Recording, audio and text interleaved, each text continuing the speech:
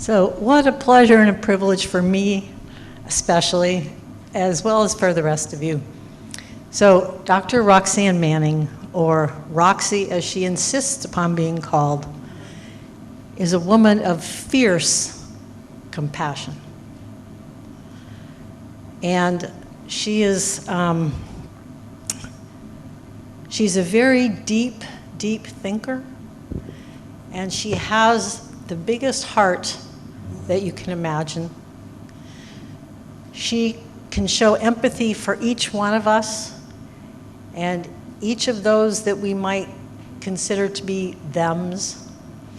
Hopefully we can get over this thems thing, but in the meantime, Roxy has compassion for each individual who is in this room and each individual who will be voting early next month, regardless of the way they're voting.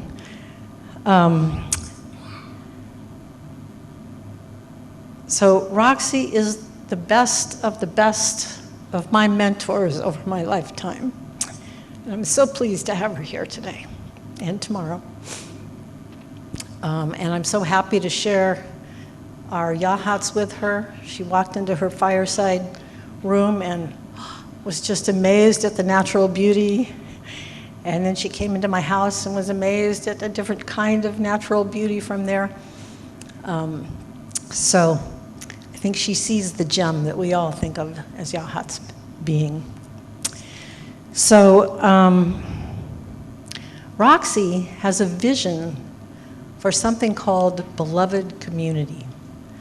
And beloved community was discussed by Martin Luther King decades and decades ago. And Roxy has a plan, a vision, a way to imagine making this work. So I'll tell you what a beloved community is. A beloved community is a community of individuals who all have their needs honored by the rest of the community, and a community where everyone's needs can be met. Our needs do not need to be in conflict. They can be in synchrony and taken care of. So Roxy, thank you so much.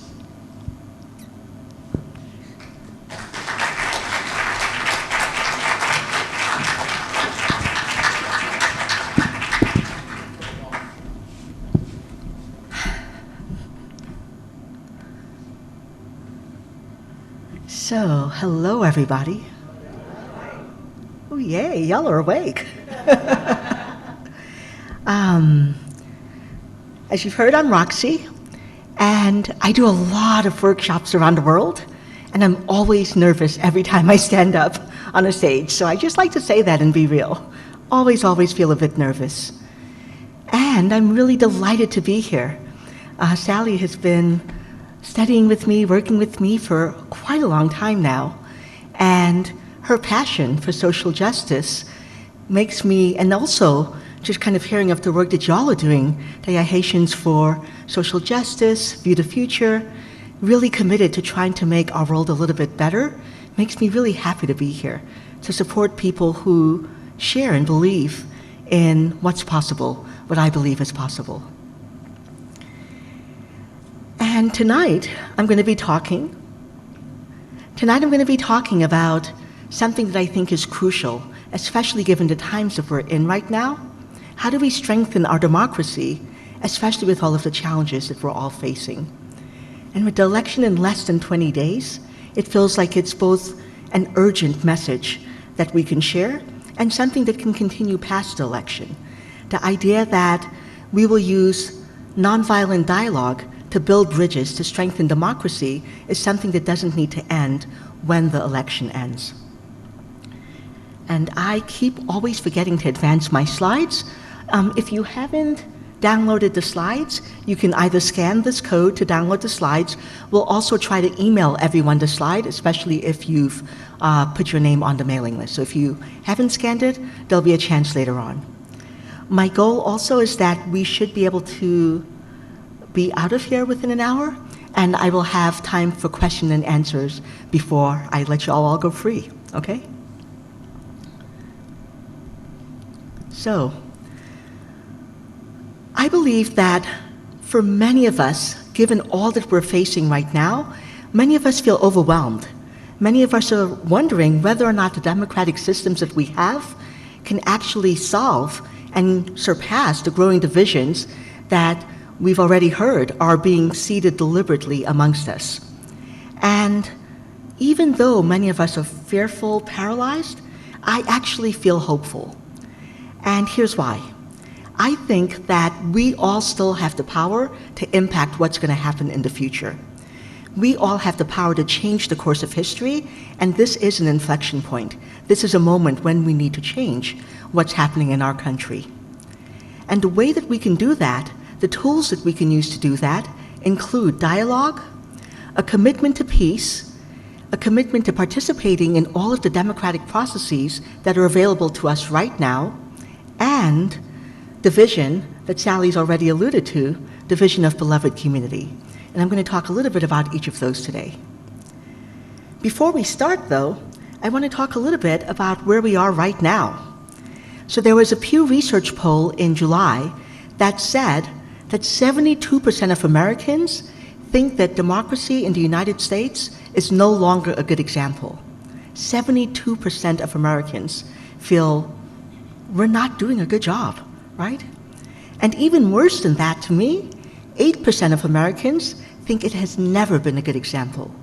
8% of Americans feel completely disenfranchised about what our country actually stands for.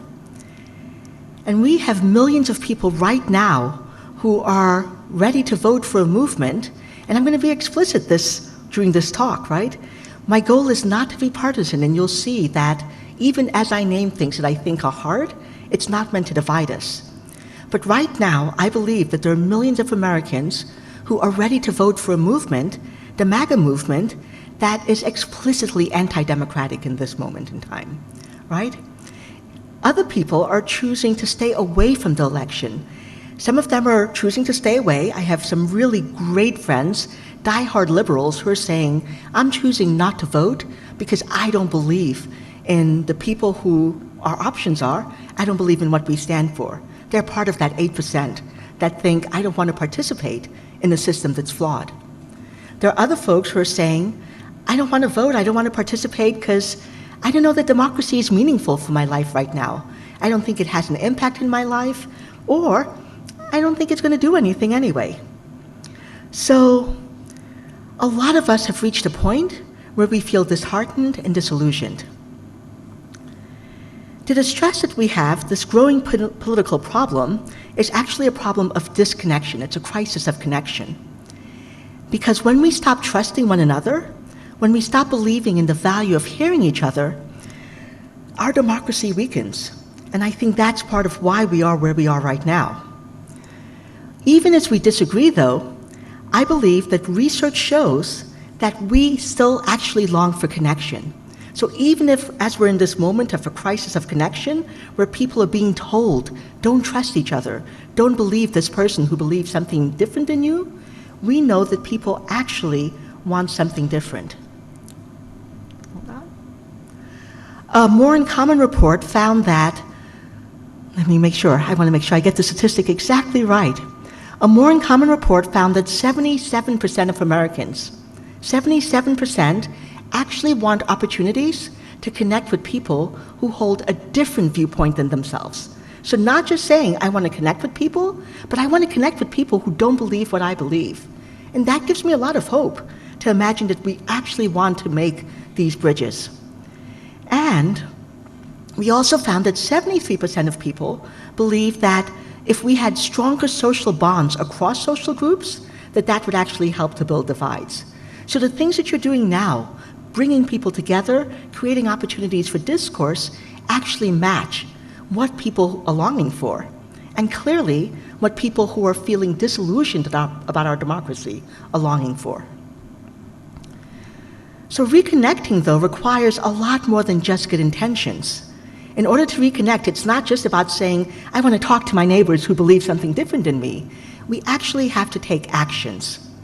Reconnecting requires us to actively create the conditions where trust can grow and where everybody knows that they belong, regardless of their beliefs. And in my experience, in order to do that, in order to build those conditions, we have to go beyond negative peace, the kind of peace that avoids conflict but leaves deeper wounds unheard. We actually need to strive for positive peace. And I'm going to be talking some more about positive and negative peace. But positive peace is the kind of peace that addresses harm, that addresses injustice, and tries to build understanding. Positive peace is, in my belief, the foundation for a democracy that doesn't just survive, that isn't just limping along, but a democracy where everybody thrives. So I want to talk a little bit about positive peace and negative peace. The vision of positive peace is connected to the work of Dr. Martin Luther King. He is very much my guiding light, okay? And this vision says that we need to have the beloved community. And Sally's already talked a little bit about the beloved community, but I want to say a little bit more. The beloved community is a community that says, everyone, we're centering the values of justice, equity, and love, right? And think about what it's like to live in a world where those are the values that are centered. The beloved community is more than just an ideal. It is the goal, it is the purpose of a healthy democracy. Democracy is about having everyone thrive, and we can only do that in an environment of justice, community, and love. The beloved community is the idea that we're all interdependent, and that none of us, not a single person, no matter how much money or resources you have, none of us can be fully free or can trust that we're fully heard until we create a society that embraces everybody and creates space for everyone to have the support that they need. And that's where dialogue comes in. Democracy at its core is about engaging with each other. It's about making sure that we're engaging with each other, not just during the elections, right? I've supported an organization that says in order to have meaningful change, in order to have meaningful dialogue, we need to engage with people across the entire year, not just in that 2 months, that's the election cycle, right? So their model is about making sure that they send people to connect with neighbors, go to people's homes every single month of the year. And that's what we need, because democracy and dialogue for democracy is something that needs to happen year-round.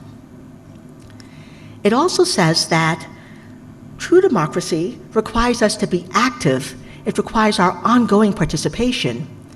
And the engine that helps to drive that kind of participation is dialogue.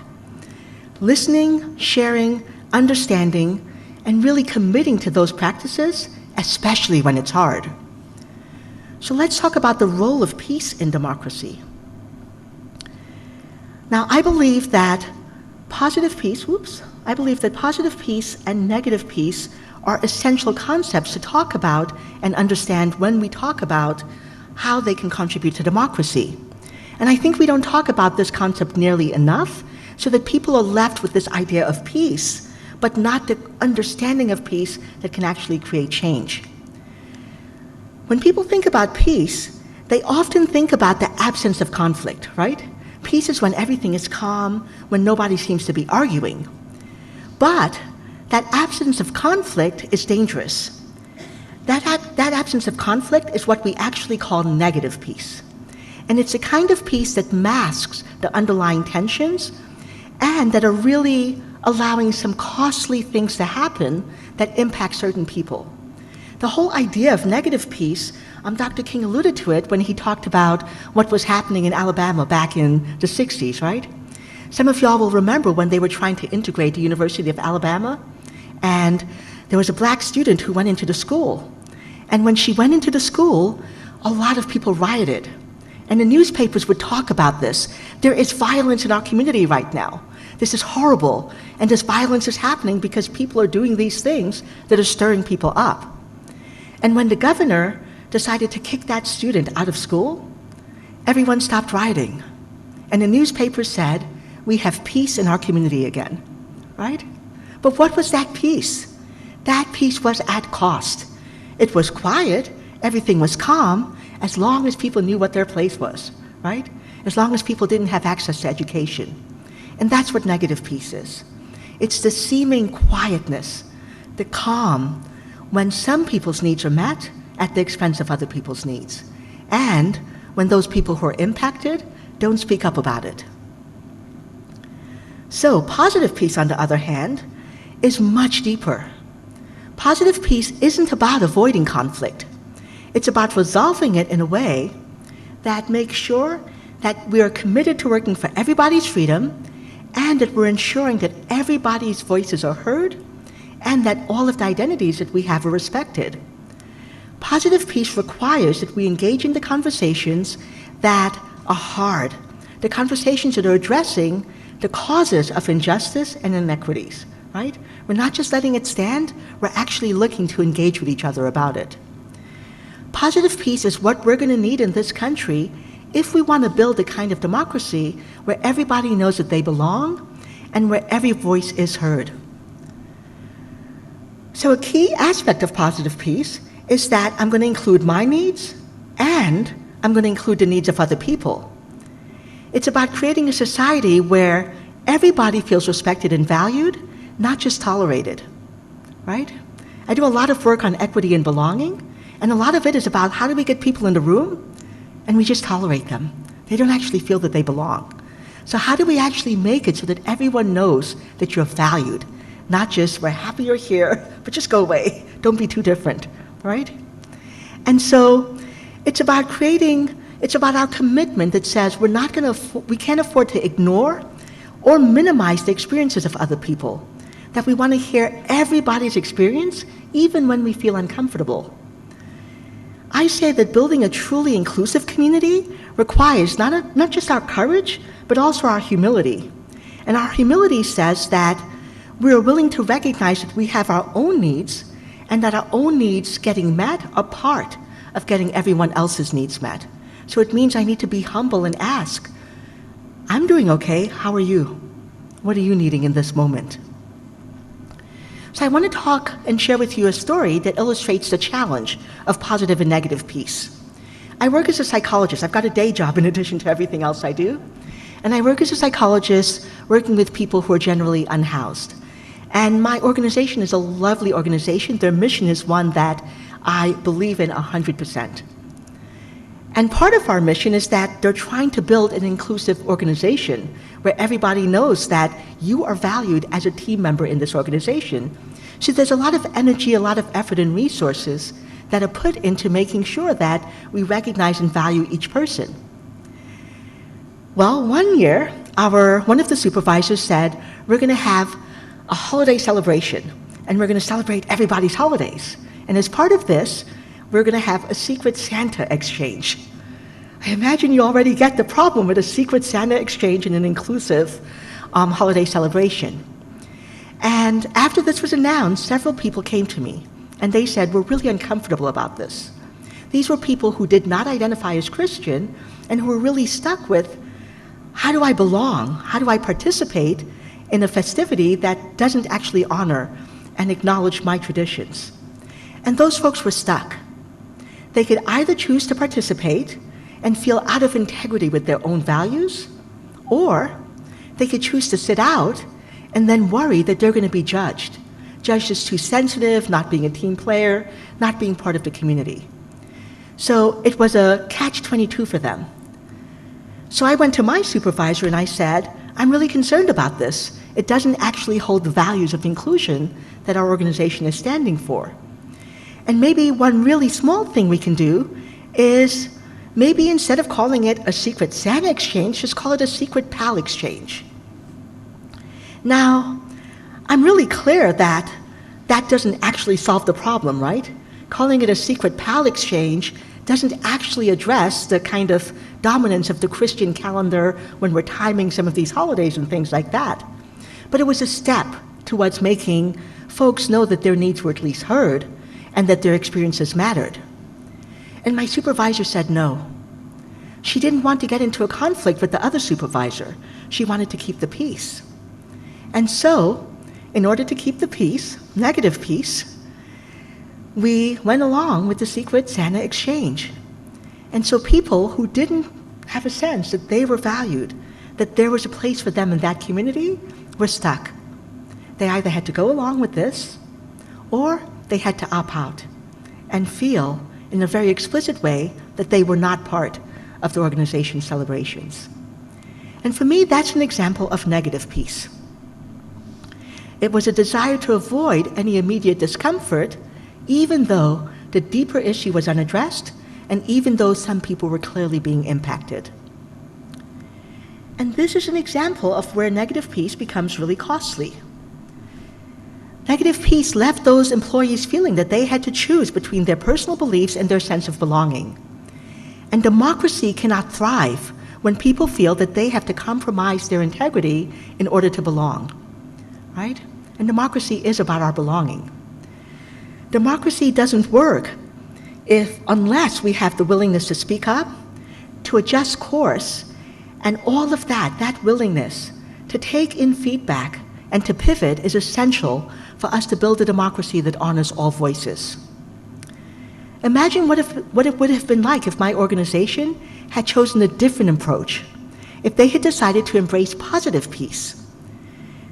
And the story illustrates something that I think is really crucial for the idea of beloved community, that in the goal of beloved community, we're working for everybody's freedom, right? Not just our own. We're working to make sure that nobody feels that they have to sacrifice their integrity in order to belong. Building positive peace means ensuring that all voices are heard, all identities are respected, and that shift from negative peace to positive peace is what we're going to need if we want to build that democracy that works for everybody. And I want to share another example of how negative peace and positive peace can show up. I do a lot of workshops like the one I'm doing tomorrow. And one of my areas of focus, as you might have seen from my books, is looking at anti-racism.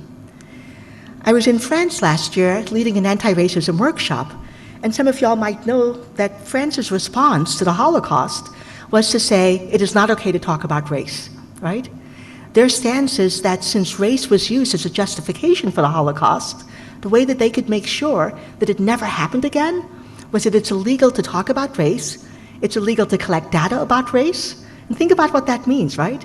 If you can't collect data about race, how are you going to name impact?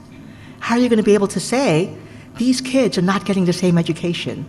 Or, I remember walking through a certain district and it was very poor, but no one would be able to tell me who lives in that district, because you're not allowed to collect data about race. So when I do these workshops, I gathered folks together to talk about anti-racism. People are really uncomfortable. It's not something they're used to talking about. And a lot of people have the stance that we're all human, we all belong, and so the best way to talk about this is, let's all just stay in the room together, let's pretend that everything is equal, everyone is safe, everyone feels comfortable, and we can talk. And that doesn't usually work, because when those groups come together, microaggressions happen. And people who are impacted are afraid to speak up, because it's a community that doesn't know how to speak up and talk about this. And when they do speak up, people are defensive, they don't know how to respond. And so what I often do in that community is I say, let's divide. Let's group people by race so that people can learn how to speak up in these settings in ways that are not impacting each other, that people can ask tough questions. They can say, here's where I made a mistake, and know that they can do it without it being a source of more pain for someone else. And then after they've had these experiences, they can come together and say, now that we feel seen and heard, we can come together and work to share what our experiences are and bridge differences. Well, when I do that, people are often saying, you're dividing us, right? They're wanting negative peace. They're wanting us to stay together at all costs, even if it meant we're not actually developing the skills or having the opportunities to hear each other's experiences in ways that can actually create true shift. So it's negative peace, the appearance of unity that doesn't actually address the deep underlying issues. Another example about negative peace and positive peace. We've got holidays coming up in the United States.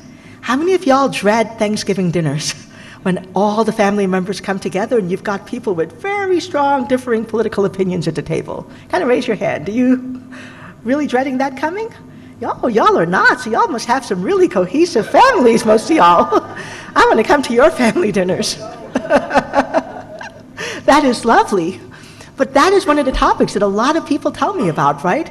That they really struggle with this idea of what do we do when Uncle Tom says something transphobic, when this person starts to talk about building a wall and building it higher. And what often happens is somebody will say, we need to do this, we need to protect our communities, we need to build our walls, we need to keep these people out of schools. And another person would say, what are you talking about? We need to be kinder, we need to include everybody. And usually what happens is somebody will say, let's just change the subject, come on, this is dinner time, we just need to get along. And that again is an example of negative peace. The really important differences still exist, but we're not finding a way to bridge them. We're not finding a way to truly hear each other, and instead we're going to just pretend that we're all the same and eat turkey and move on, right? So a lot of us have these embedded practices, peace at all cost, quiet at all cost, without naming the places where we feel really challenged. I have a child who's non-binary. I can't tell you how pained it was for me to realize that I was also doing negative peace when I let comments go on at family dinner and I didn't stop and say, hey, no, we're not having that kind of comment that doesn't include everybody's identity, right? Or I want to hear about why you're saying that in a way that lets me understand you, but then also I want you to hear me. So we'll talk some more about that. So let's see. At the community level, negative peace shows up a lot. I've worked with different school boards, with different board meetings, and people are elected because they're passionate about supporting their community.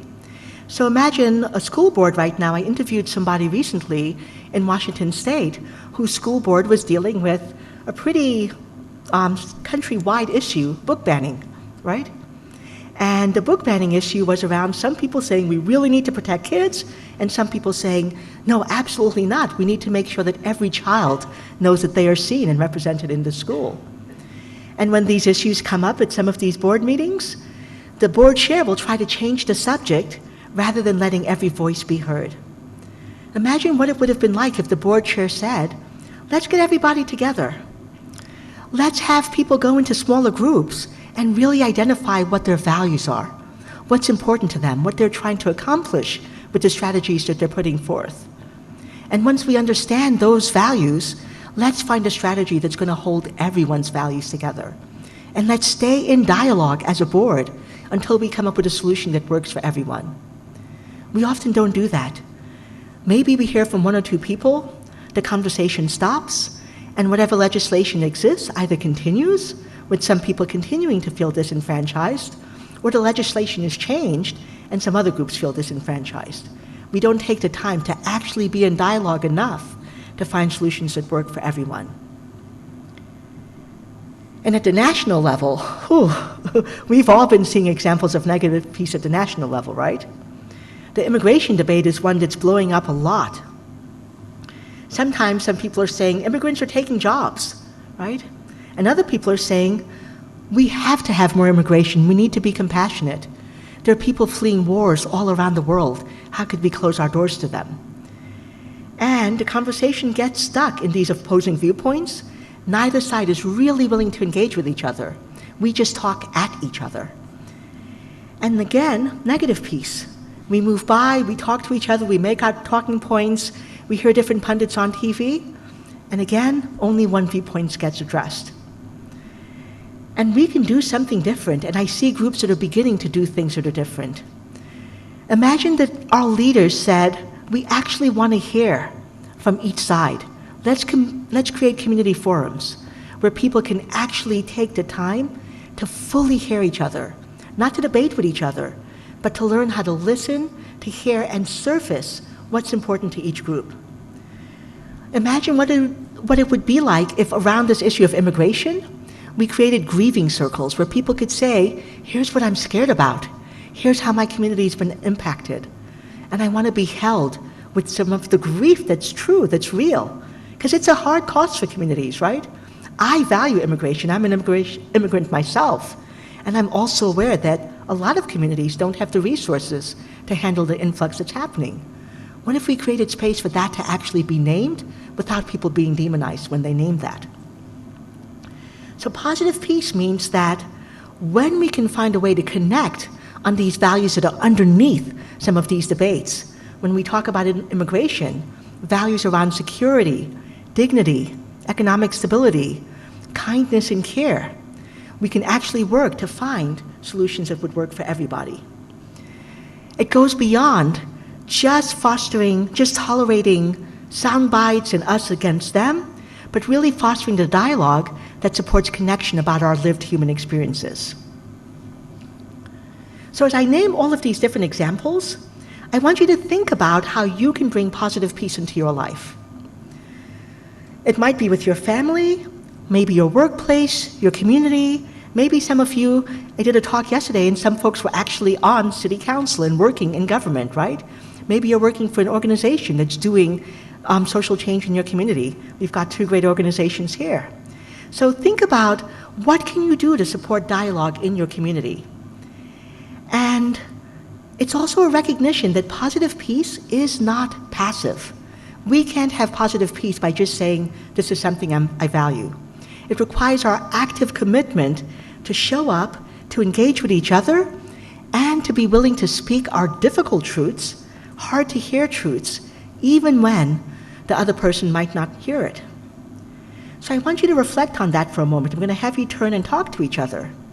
And what I want you to do is a couple of things. First, I want you to think about how do you usually respond when somebody says something that you disagree with or they say something that's harmful, right? I mentioned my non-binary kid. If somebody said something about kids with those identities, right? How do you usually respond when you hear those comments? And then I want you to try on a different way of responding. Try saying exactly these words, because the more we practice them, the more available to us. You can say, I've got a different take on this, but I want to truly understand why you feel that way. Can we talk about this?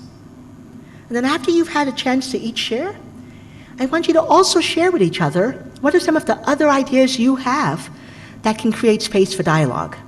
Because part of creating positive peace is actually creating the openness, saying, I want to hear.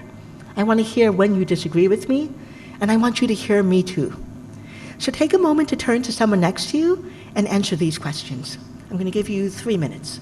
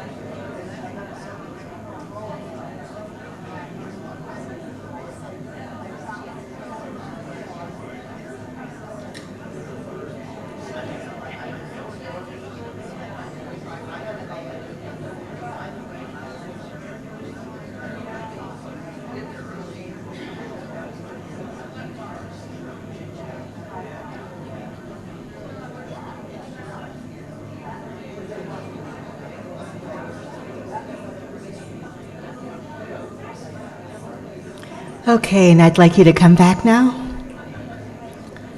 Take a moment to finish your sentence and come on back. Okay. So thank you for connecting on this.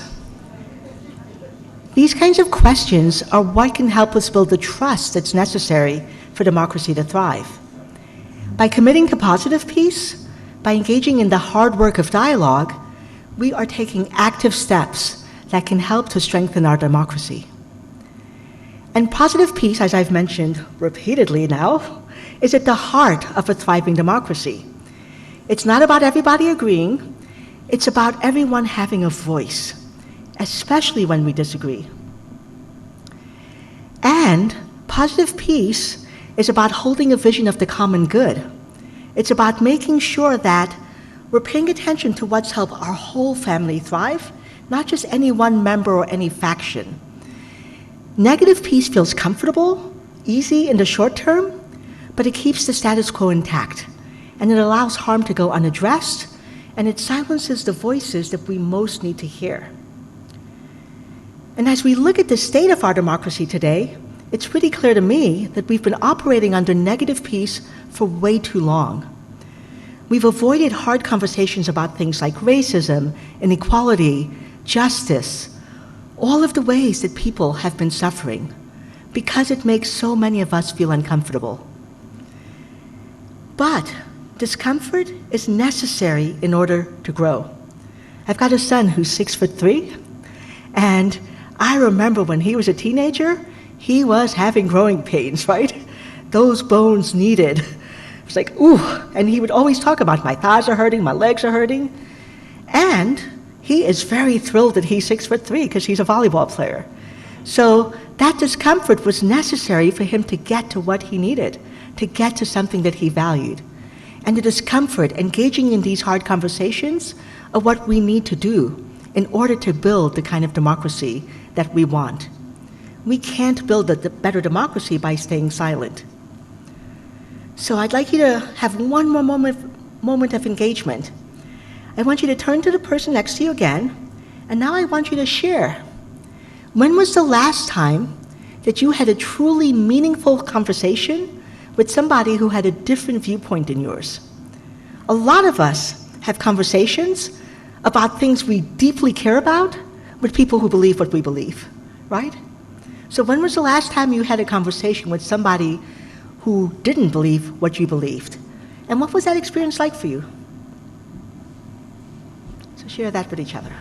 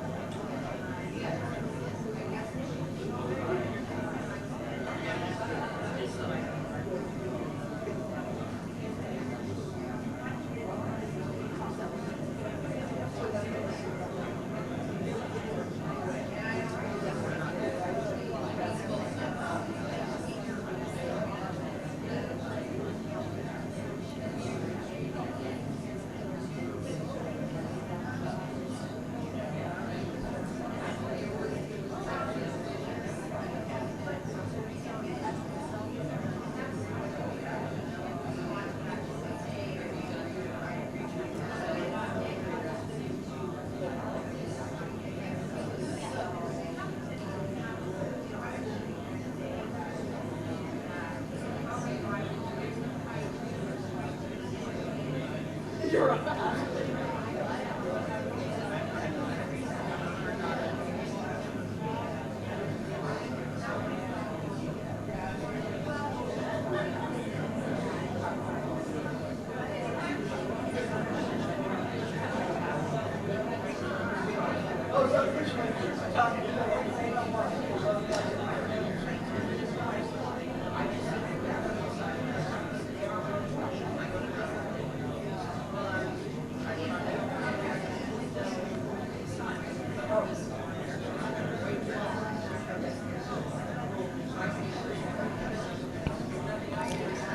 Okay, I'll have you come back again. Okay, come on back. So I have a question for you.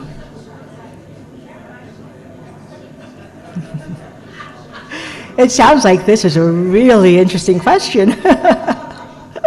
Come on back. So here's my question.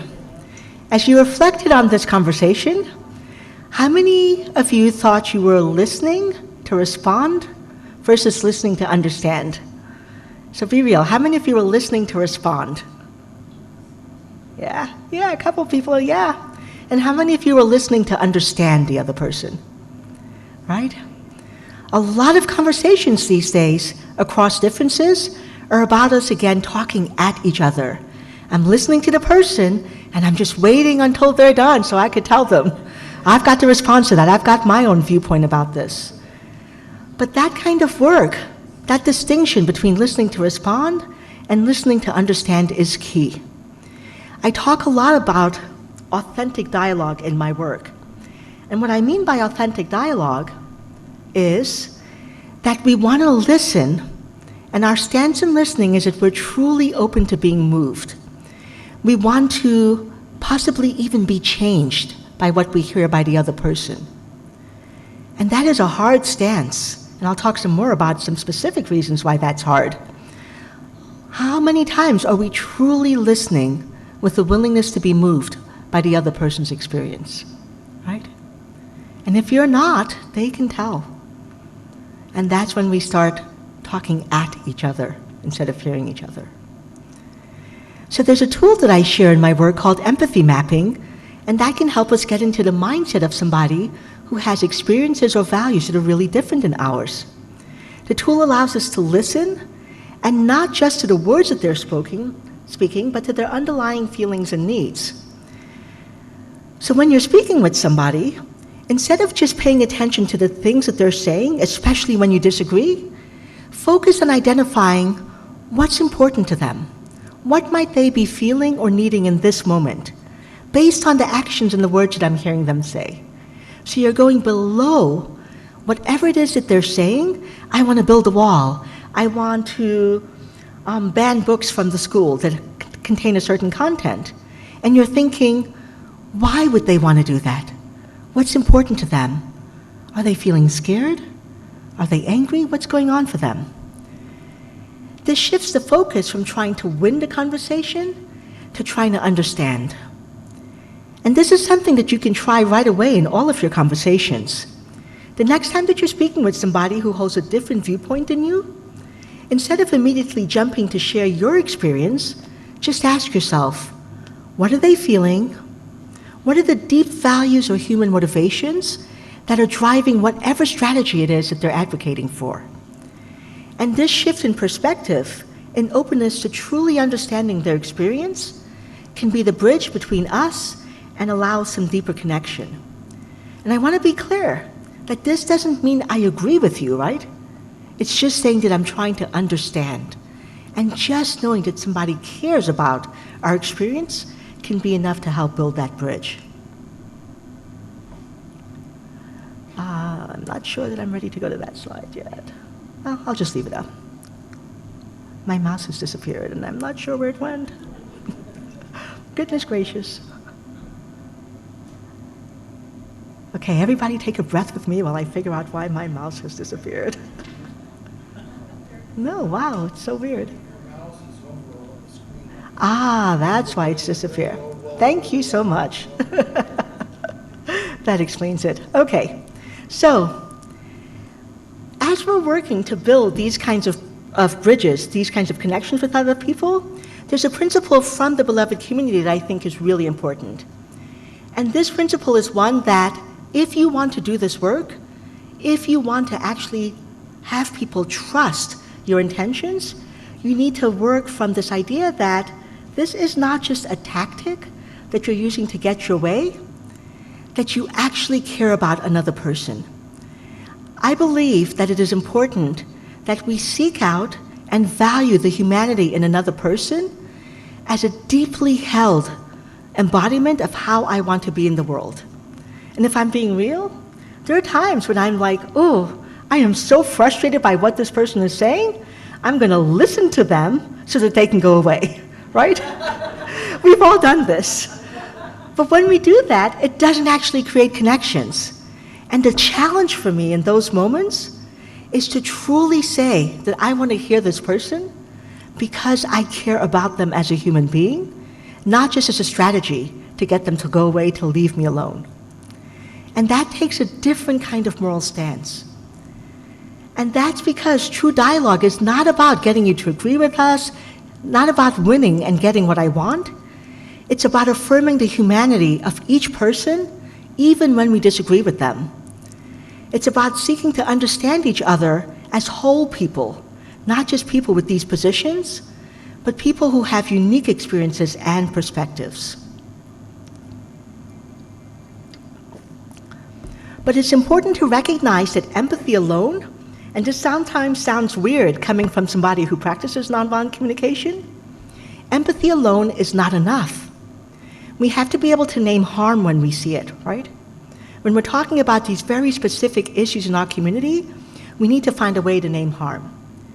And I'm guessing that a lot of you have been in situations where somebody has said something harmful, and you've got that impulse to stay quiet, to keep the peace. As I gave in that Secret Santa example, staying quiet allowed us to have calm, but it was at cost to certain people.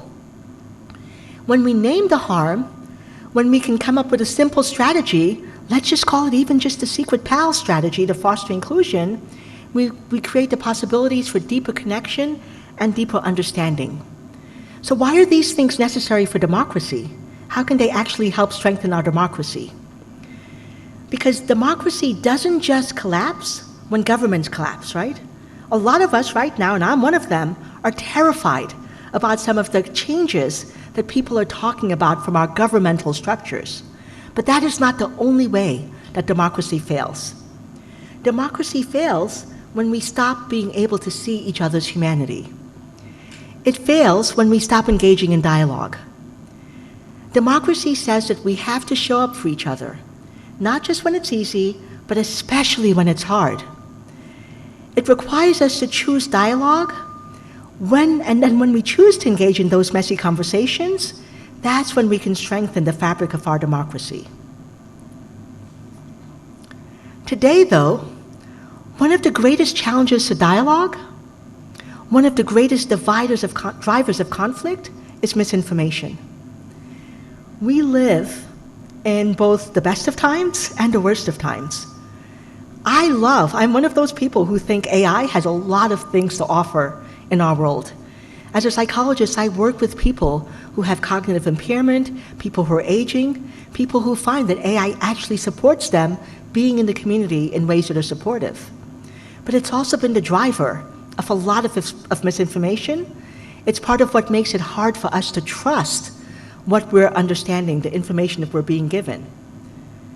So we're living in a time where the challenges with dialogue, it's that it's not just about people having differing opinions, right? It's about us having differing facts. It's about some people believing and spreading things that are untrue because they believe it's true. It's also about some people intentionally spreading lies for their political gain. And we've seen examples of this. I'm still stunned by the recent example in that debate where they were talking about Haitian immigrants eating cats and pets, right? And we know that that story was debunked. We know that the person who that was based on said that was not what happened. We actually found the cat that was the source of that post. We know that the mayor and the police folks in that city said, this is not happening. And people are still choosing to spread that lie. And those lies are terrifying. I'm an immigrant myself, right? I'm a Black immigrant especially. And those lies are lies that hurt people like me. Those lies are lies that dehumanize people like me. Those are lies that threaten public safety. And not just for people like me. Children in schools in Springfield had to be evacuated, and schools had to be closed because of the threats to those schools.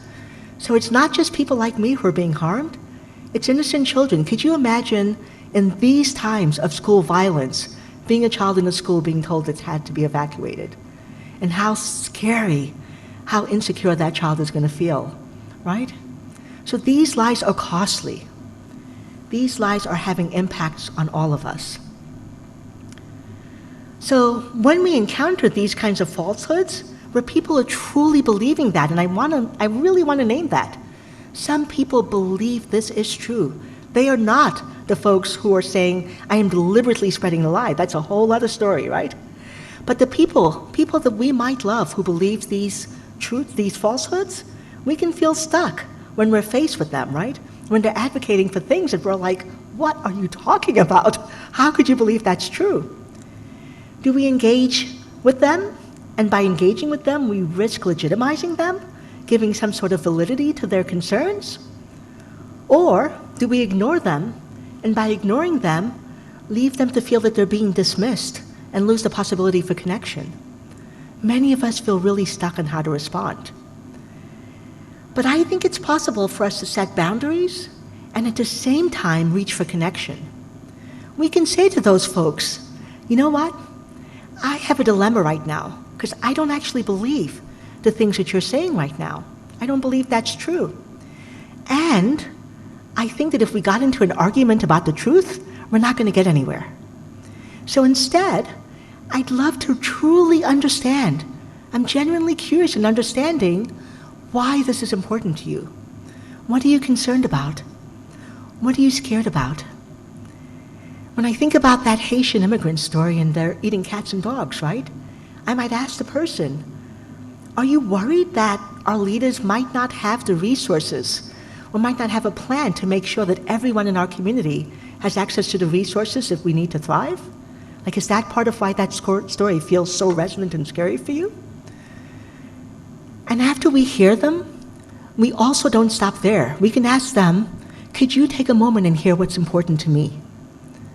So we can create space for dialogue so that we can truly hear each other and move past the us versus them, whose truth is the correct one, because we'll never be able to prove otherwise in this age of misinformation.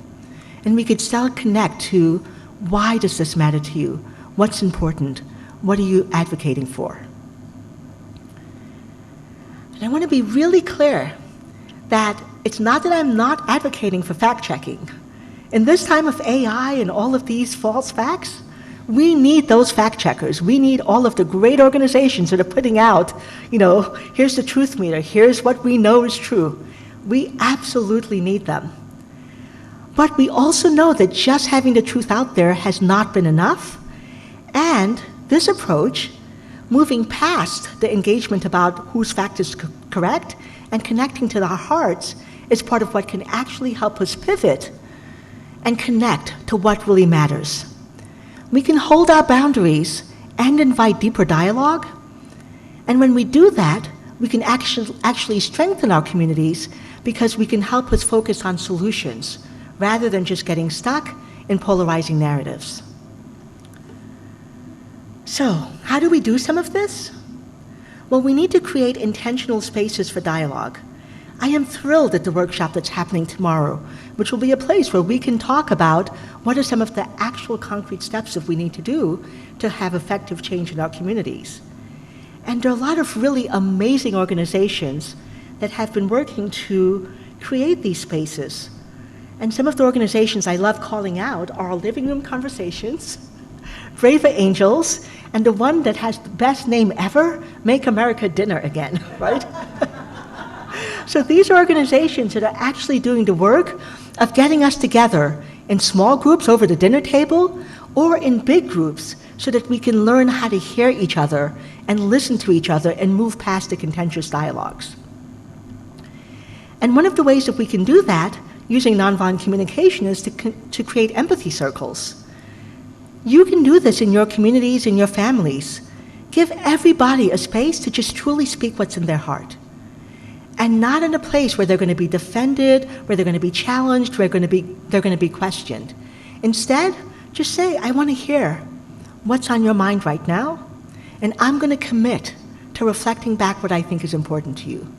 And give every single person a chance to speak, to hear each other, and to practice listening to the other. Because when we're able to hear each other, and we see that, oh my gosh, you actually truly listened to what was important to me, and when we get practice in listening to each other, we start to build trust. Imagine what kind of democracy we could create if we were prioritizing listening in every single conversation we had, prioritizing really deeply hearing each other.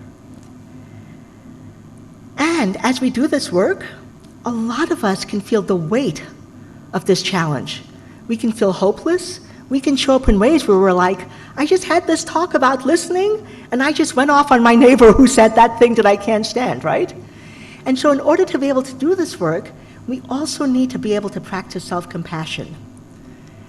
And I think that self-compassion is what we need in order to be able to hold ourselves accountable and to hold ourselves accountable to really engaging in authentic dialogue. We have to remember that we need to extend the same grace to ourselves that I'm advocating that we extend to the people who hold viewpoints that are different from ours.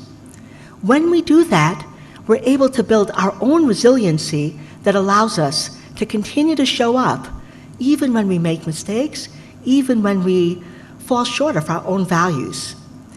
And it lets us see our mistakes as an opportunity to build our inner strength, to be able to guide us towards a deeper growth and understanding that leads to change. It also allows us, when we practice self-compassion, to model the kind of openness and vulnerability that we want to see from other people and in our communities. So when we acknowledge all of these challenges that we have, when we hold ourselves with compassion, we're creating the space for other people to do the same. And I firmly believe that if people feel judged, they're not going to change. They're just going to move to the person who's not going to judge them.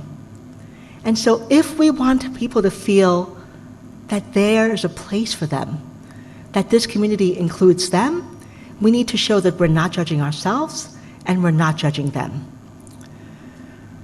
The goal of this work, the goal of nonviolent dialogue, positive peace, self-compassion, is to build, again, going back to what Dr. King says, it's to build beloved community. Oh, I've totally lost that slide.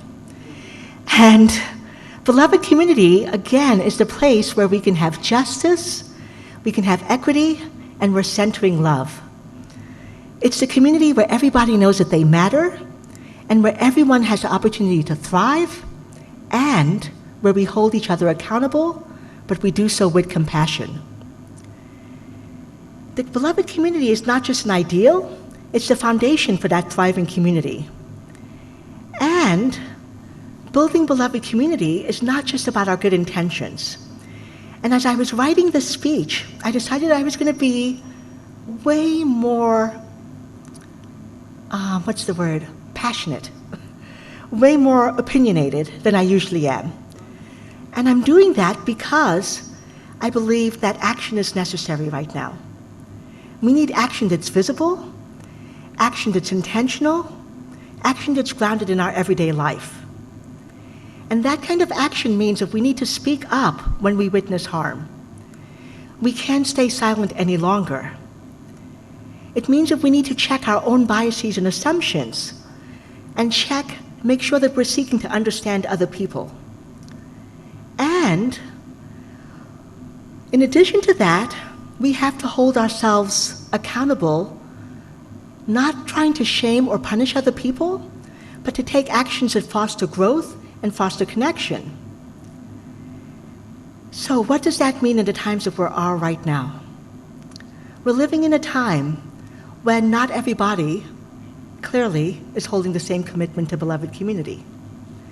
This talk is about our democracy being frayed. And I think I've made it clear how important beloved community is as a stance for creating the democracy where everyone can thrive, and how important positive peace is. And in this moment, that is not enough. Dialogue is not enough. The belief in beloved community is not enough. Because we're facing a time where our democracy is under a very specific threat. Like I said, it's not just about us disagreeing with each other, it's about people taking concerted efforts to destroy our democracy. And right now, in less than 20 days, we have an election where I believe there are only two viable options for president. And this is where I'm being a little bit edgy.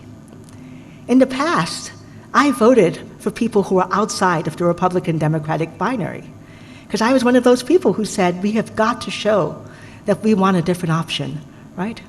There are other candidates out there who truly represent what I believe in. And I don't think that that is the time we're in right now. I believe that while neither choice for president is perfect, neither choice truly represents what I believe in, I believe that we have one option that has the potential to preserve our democracy, and one option that is threatening to erode it.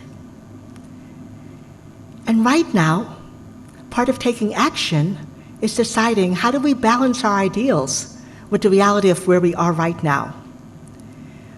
I trust that everybody in this room wants a government that truly reflects our ideals, one that is going to build the beloved community that I'm talking about today. And that vision, the possibility of beloved community, depends on us keeping the democratic structures that we have intact, as frayed as they are. If we lose them, we lose the chance to build the world that we're envisioning. And that's why voting matters. And I know every single person in this room is going to vote, right? Yeah? Already did. How many of you already voted? Oh, not yet. Okay. Well, how many of y'all are planning to early vote? How many of you are planning to early vote? Yeah, thank you very much. So that is important. So in some ways, I'm speaking not just to you, because I know you're going to vote, but it's also about encouraging you to talk, dialogue with every single person you know, especially everyone you know who is not in this state, everyone you know who is in a swing state, who might be choosing not to vote for whatever reason that they have. Because as we cast our votes, we are choosing to uphold some democratic principles, to protect the spaces for dialogue, and to ensure that we can still have the freedom to work towards a more inclusive and just society. When you vote, you're saying that democracy matters. And I am clear that even in this imperfect system that we have, we can make choices that are prioritizing inclusion and the well-being for all, and hearing everyone's voices. And so I want to be clear that even as you all are saying that you want to vote, I think in this moment, given the system that we have, there's only one clear choice that in my mind supports democracy. And this is where I'm being super edgy. I believe that in this moment, voting for somebody who is a third-party candidate is not going to have the impact that I want to have. Because if you vote for anybody else besides Trump or Harris, your vote is not sending a useful message. Okay? Your vote is going to push us over the brink. We are at such narrow margins that a vote for anyone else lets those margins be what decides the outcome of our elections. I challenge Harris's stance on many, many issues. She is not speaking for me on a lot of issues, but I want somebody like her, who is in office, who is saying that at least with her, the option of dialogue is present. At least with her, I can say, I don't agree with what you're doing. I want to preserve that option of dialogue instead of having somebody who says, and this is a quote, I am willing to create stories to get the media to pay attention to what I want to do, right? When we talk about misinformation, I want somebody who's committed to speaking the truth, however uncomfortable it is, And who is saying that I am not going to shoot people who protest and who disagree with what I believe in? So, please vote, and please vote for Kamala Harris. Okay? So, and I also want to be clear, because this is about dialogue, that I could imagine that some people watching this are saying, no, I do not want to vote for Kamala Harris. And you know what I'll say to you? Then please vote. Vote, because it's about your voice mattering. I want you to vote for whoever you believe in, and to check in with yourself about what you believe in. I'm just making the stance when I talk about democracy, when I talk about preserving dialogue, I'm making the case for what I believe is our only viable option. But please vote where your heart is. Vote. So, we're near the end of our talk, so I want to leave you with one more challenge. I want each person to leave here today with one clear action that you're going to take that's going to protect our democracy. One clear action that you're going to take that's going to help you commit to practicing nonviolent dialogue in your life. So, I want you to turn to the person next to you and discuss what is that small action that you're going to take in the next 2 weeks before this next election. What is one thing that you can do that's going to strengthen our democracy and dialogue in your community? In just 2 minutes, and then we'll end.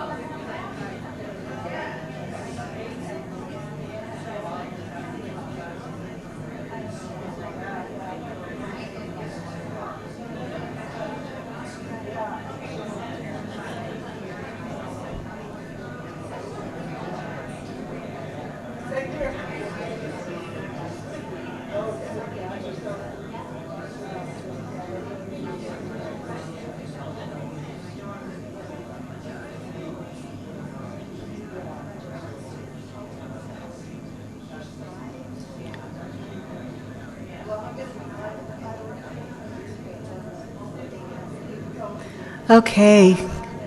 How many people? Raise your hand if you have an action. Only a few? Really? Let me see hands again. Raise your hand if you've identified an action. Okay, a lot more hands. Okay. So, in closing, I want to remind you of the power that we have as individuals and as a collective. We have the ability to create positive peace. We have the ability to foster meaningful dialogue and to strengthen our democracy from the ground up. And I'd like to end with some words from Dr. King. And he says, again, the end is reconciliation. The end is redemption. The end is the creation of the beloved community.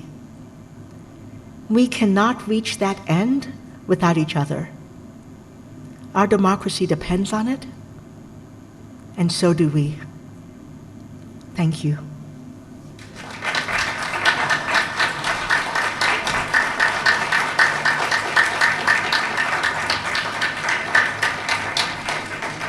So I'm also aware that we're past, like I actually went a little long and I usually don't. And it's very late, so if you need to leave, please do. But I also am available to answer any questions or take questions. So I just want to encourage folks to leave if you need to. And there's a question. Is there a mic for questions, or, because I'm hearing impaired, I use a cochlear implant, so without a mic I will not hear you.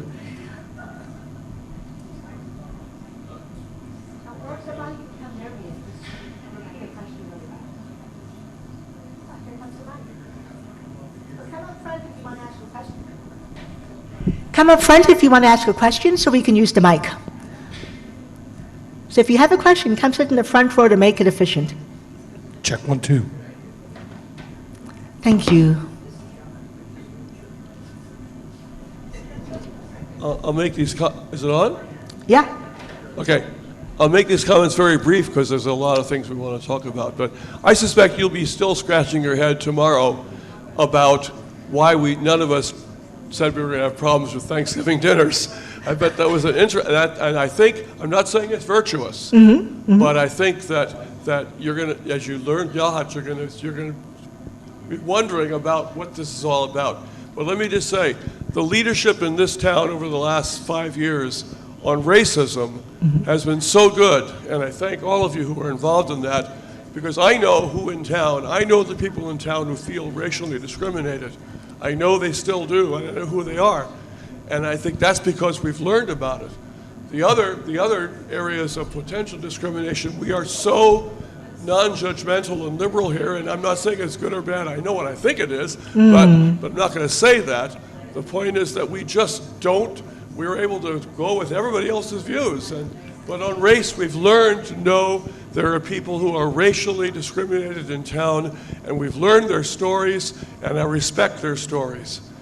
So that's all I wanted to say. Thank you. That sounds like a great example of dialogue, creating the space for people who have different experiences, who are impacted, to share it with each other and to trust that they'll be heard. Thank you. Any other questions? Yeah, come on up.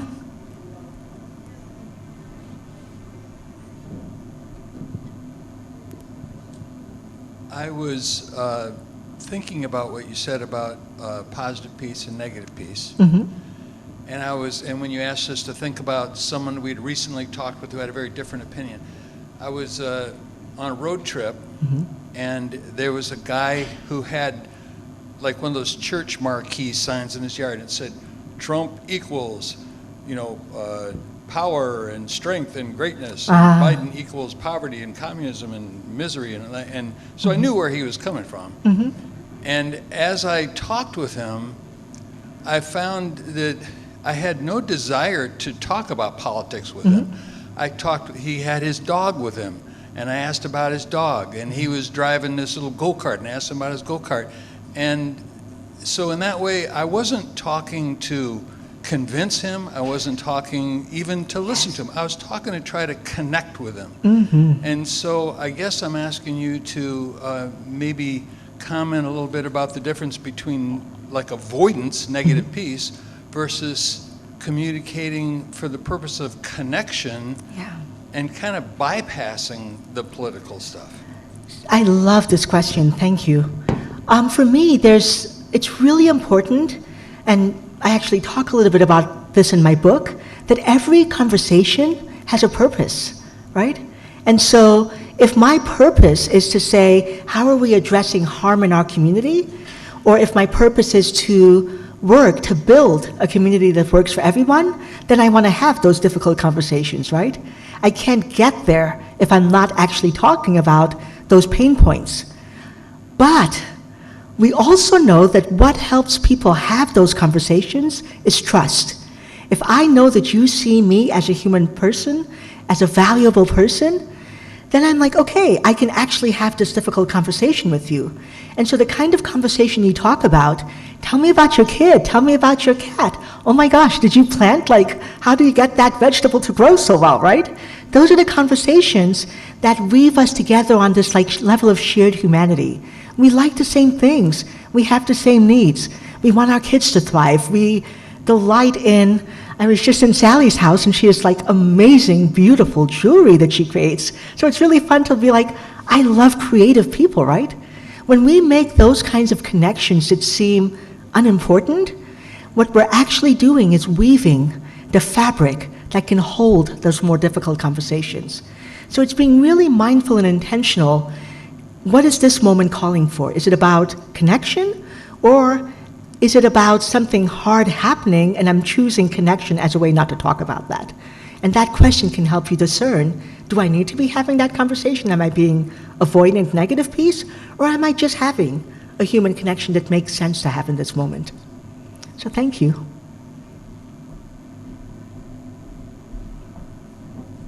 Along those lines, it seems to me that a lot of this requires time.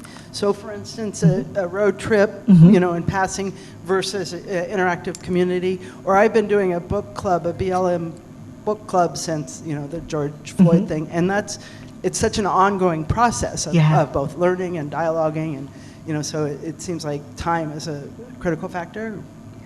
Yes and no. It's again thinking about the purpose, right? So some conversations I'm trying to weave.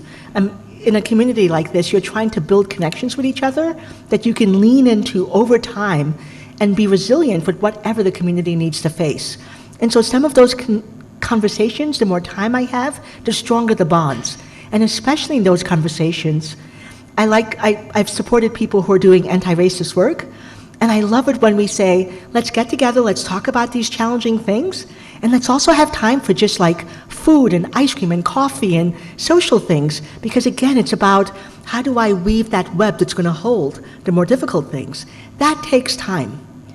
But I've also found both that I've been changed and other people have been changed when I have that conversation in a coffee shop with somebody I will never see again, right? If I can give them that moment of saying, I see you, I fully see you, and I'm interested in listening to you, and they feel heard, sometimes they get curious about me, you know? And sometimes, I don't often do it, but sometimes I'll have something on that makes really clear either my political beliefs or something about my identity. And so if somebody makes a hateful comment to me, and I have time, like I'm waiting for the airplane or something like this, I might have a conversation with you for 40 minutes. And if I can show up with both authenticity, telling you what my experience is, but being really curious about you, sometimes people walk away from those conversations changed. So I often think about those as like seed-dropping conversations. I'm not expecting to be there to harvest it, but I'm giving them an experience that's different than what they might have thought when they thought about somebody like me.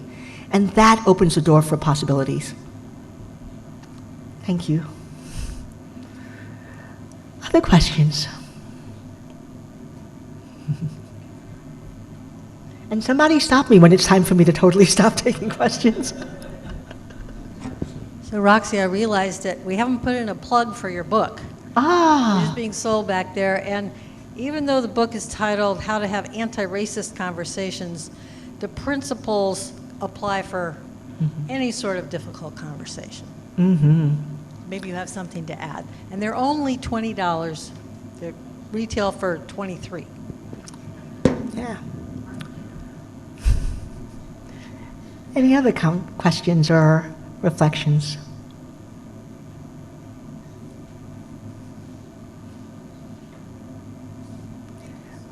Yeah, well, it's late, so thank you all for coming.